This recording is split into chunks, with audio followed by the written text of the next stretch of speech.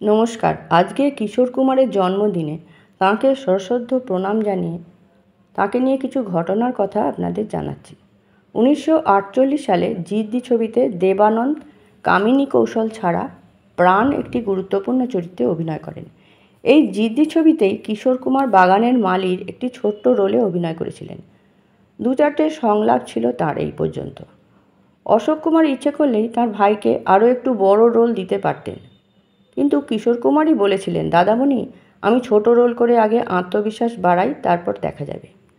জিদ্দির অভিনয়ের অভিজ্ঞতা যে কিশোরের কাছে আদৌ সুখের ছিল না, সে কথা বলার অপেক্ষা রাখে না।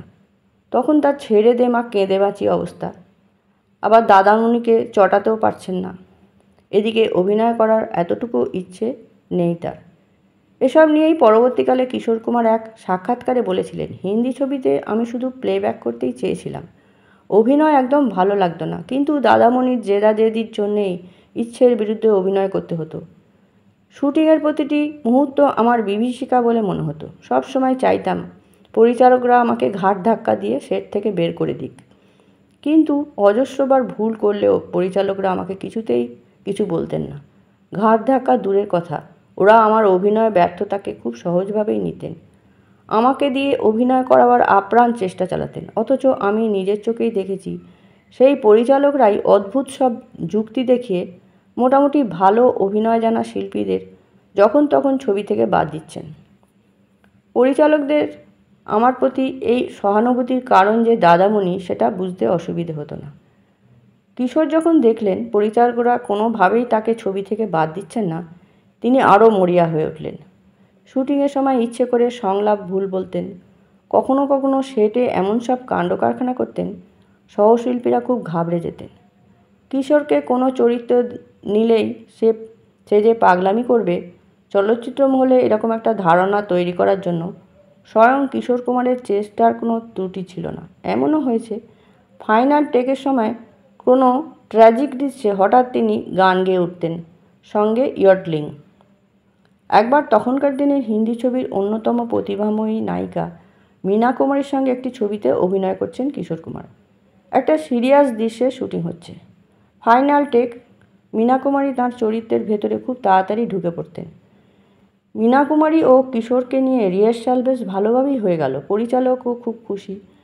ফাইনাল টেকিং যখন চলছে, কিশোর এমন সব কথা বলতে লাগলেন যা তার সংলাপে নেই।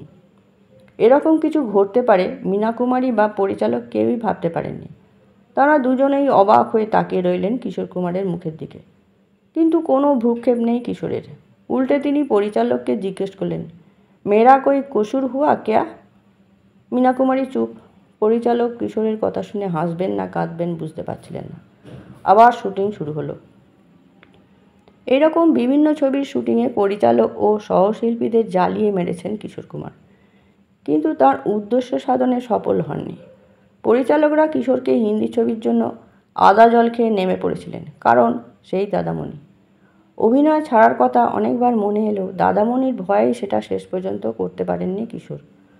শুধু সময় কাটাবার জন্যই অভিনয় নয়, অনুপ কুমার ও কিশোর কুমার যাতে আর্থিকভাবে স্বাবলম্বী হয়ে উঠতে পারে সেটাও চেয়েছিলেন অশোক কুমার। আরও একটা কারণে কিশোরকে অভিনয়ের ভেতর আটকে রাখতেন তিনি, যাতে গান করে স্টুডিওয় ঘুরে বেড়াতে না পারে তার ভাই। ছোট ভাইয়ের দুষ্টুমির নানা অভিযোগ মাঝে মাঝেই কানে আসতো অশোক কুমারের, কিন্তু কিশোরকে তিনি এতটাই ভালোবাসতেন যে সেভাবে কখনো শাসন করতেন না। ভাবতেন ধীরে ধীরে সব ঠিক হয়ে যাবে। কিন্তু একটা ঘটনাকে কেন্দ্র করে একবার কিশোরের ওপরে সত্যিই বিরক্ত হন অশোক কুমার। তখন মহল ছবির শুটিং চলছে। মালাড অঞ্চলটি এমনিতেই কিছুটা নির্জন ছিল। সন্ধ্যের মুখে স্টুডিও এলাকা আরও শুনশান হয়ে যেত। মধুবালার গোড়ার দিকের ছবি মহল। তার বয়সও তখন বেশি নয়। স্টুডিওর মেকআপ রুম ছিল দোতলায়। ফ্লোর থেকে খানিকটা হেঁটে মেকআপ রুমে আসতে হতো। মেকআপ রুমে ঢোকার আগে লম্বা আধো অন্ধকার একটা করিডোর। একদিন কিশোরের মাথায় দুষ্টু বুদ্ধি চাপল, মধুবালাকে ভয় দেখাতে হবে।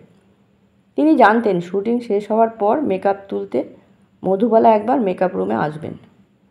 একটা বাঘের মুখোশ পরে করিডোরের এক কোণে প্রায় অন্ধকারের সঙ্গে মিশে দাঁড়িয়ে রইলেন কিশোর কুমার। সময় কাটতে থাকে, কিন্তু মধুবালার দেখা নেই। এদিকে মশার কামড়ে কিশোরের তখন দফারফা অবস্থা। তবুও মশার কামড় খেয়েই কিশোর ঠায় দাঁড়িয়ে রইলেন অন্ধকারে। একসময় অপেক্ষার পালা শেষ হলো। মধুবালা এমনিতে গুনগুন করে গান গাইতেন। সেই গান শুনে কিশোর বুঝতে পারলেন মধুবালা মেকআপ রুমের দিকেই আসছেন। না, সঙ্গে কেউ নেই, তাহলে কথা বলতে বলতে আসতেন। মধুবালা যেই না মেকআপ রুমে ঢুকবেন, অন্ধকারের ভেতর থেকে মুখোশ পরা কিশোর হঠাৎ তার সামনে এসে দাঁড়ালেন। তারপর মুখে বাঘের মতো গড় গড় করে শব্দ করতে লাগলেন। এরকম ঘটনায় যে কেউ ভয় পেয়ে যাবে।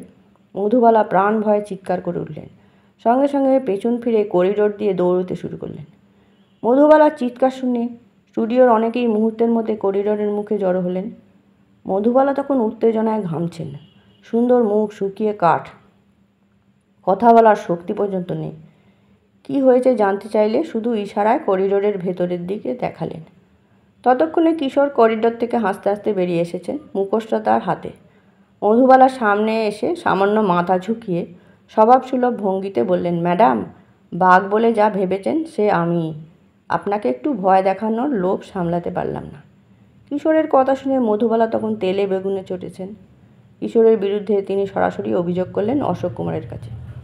সেদিন ছোট ভাইকে ডেকে প্রচণ্ড বকাবকি করেছিলেন দাদামণি। এই ঘটনার পর কিছুদিন কিশোর কুমারের সঙ্গে কথাবার্তা একদম বন্ধ করে দেন মধুবালা। কিন্তু কিশোরের মতো মানুষের সঙ্গে কেউ একেবারে কথা বন্ধ করে থাকতে তো পারেই না। ধীরে ধীরে মধুবালার মান ভাঙানোর চেষ্টা করতে লাগলেন কিশোর। সফলও হলেন। পরে তো কিশোরের সঙ্গে মধুবালা চুটিয়ে অভিনয়ও করেছিলেন।